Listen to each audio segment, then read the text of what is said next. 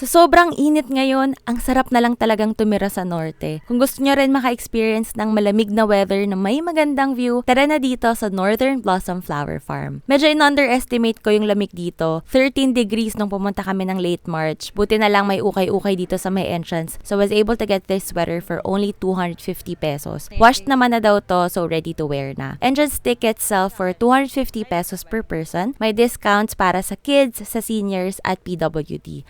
Make sure na may cash kayo kasi hindi gaanong reliable ang internet connection dito kung balak nyo man mag-cashless payment. Bago pumasok sa farm, may mini orientation regarding sa safety. May mga staff sila around the farm so pwedeng i-approach for picture taking or kung halimbawa gusto nyo nang lumabas sa farm. Sobrang ganda sa loob. Lahat na ata ng flowers na maiisip nyo nandito na. May sunflowers, may hydrangea, may snapdragon at marami pang iba. Ang tanong, kaya ng mga seniors dito? Yes, kung willing sila at kaya pa nilang umakyat ng mga hagdan kasi sobrang dami niyan dito. Marami naman din kaming nakitang mga seniors doon. Nakakatuwa kasi doon sa 250 pesos na entrance fee, may kasama na siyang tinapay tapos only coffee na yan doon sa overlooking cafe nila. So how to get here? From Baguio, nasa 1.5 to 2 hours ang biyahe. Ang tamang pin sa Google Maps ay Northern Blossom Flower Farm. Pero bago kayo pumunta sa farm, daan muna kayo dito sa Atok Municipal Tourism para magbayad ng environmental fee na 50 pesos per person. May discount kapag senior or PWD, 40 pesos na lang siya. Tapos free naman kapag 7 years old and below. Patarik ang daan at sobrang paikot-ikot, so make sure na skilled ang driver nyo at syempre dapat nasa good condition rin ang sasakyan.